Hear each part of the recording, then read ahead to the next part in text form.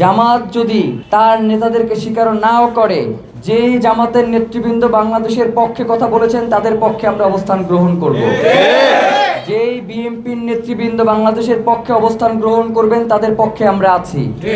আমরা দল চিনি না, আমরা মত চিনি না, আমরা চিনি ইনসাফ, আমরা চিনি স্বাধীনতা, আমরা চিনি সার্বভৌমত্ব, আমরা চিনি বাংলাদেশের আজাদি।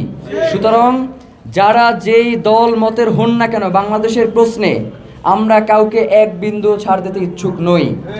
প্রিয় ভাইয়েরা, জুলাইয়ে আজকে আপনাদের এখানে এসে গণ ইফতার করতে পেরে আমাদের ভীষণ ভালো লাগছে এবং আপনাদের প্রতি ভীষণ কৃতজ্ঞতা জানাই এই জন্য যে মানে এটা সব জায়গায় যে পুরো ওই এলাকার লোকজন শহীদ ওসমান হাদি এবং ইনকিলাব মঞ্চের যেন দায়িত্ব নিয়ে নিচ্ছে। আমরা শুধু ঘোষণা দেই আর তারা পুরো প্রোগ্রাম অর্গানাইজ করে ফেলে।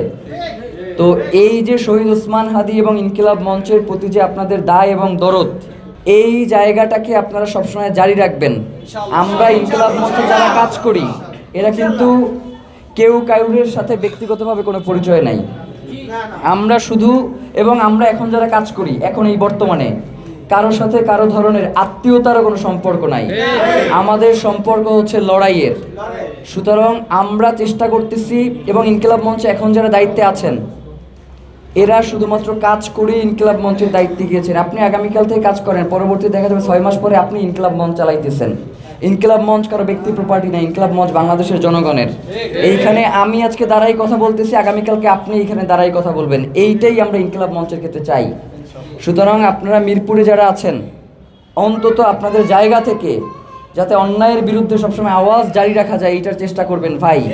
আমরা যদি চুপ হয়ে যাই একবার, ওরা বাংলাদেশকে আবার একটা ফেসিবাদী কাঠামোর মধ্যে নিয়ে যাবে।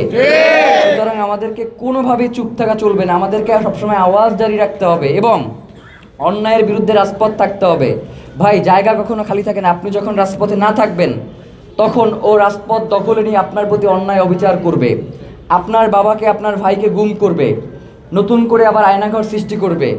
জুলাইয়ে আমাদের ক্ষমতার পালাবদল হয়েছে, কিন্তু জুলাইয়ে যেই রাষ্ট্র বিনির্মাণ আমরা করতে চেয়েছি তার খুব একটা সুফল কিন্তু এখন পর্যন্ত আমরা ভোগ করতেছি না। কিন্তু যেইটুকু পাইতেছি সেইটুকুর উপরে শুকরিয়া আদায় করে পূর্ণ লক্ষ্যে আমাদেরকে এগিয়ে যেতে হবে ইনশাআল্লাহ। আজকের এখানে যারা দায়িত্ব পালন করেছেন, ভলান্টিয়ার ছিলেন, আপনাদের সবার প্রতি ভীষণ ভীষণ কৃতজ্ঞতা। এবং ইনকিলাব কালচারাল সেন্টারের অবস্থান হচ্ছে বাংলা মোটরে। বাংলা মোটর থেকে 30 সেকেন্ড লাগে ইনকিলাব কালচারাল সেন্টারে যেতে, বাংলা মোড় থেকে। আপনারা আমাদের প্রত্যেক দিন হচ্ছে দুপুর 2টা থেকে রাত 9টা পর্যন্ত খোলা থাকে রমজান ছাড়া। আর রমজানের সময়ে 12টা থেকে হচ্ছে 5টা পর্যন্ত খোলা থাকে।